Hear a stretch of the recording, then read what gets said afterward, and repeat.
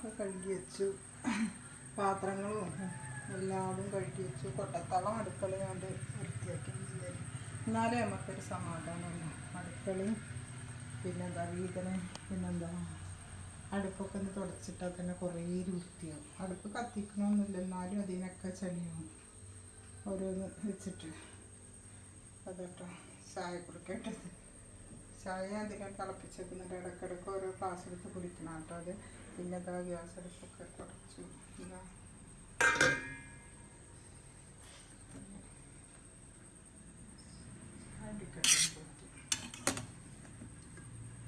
നിങ്ങൾക്ക് ഇഷ്ടമാകുകയെന്ന് വെച്ചാൽ ലൈക്കും സബ്സ്ക്രൈബും കമൻറ്റൊക്കെ ചെയ്യണേ.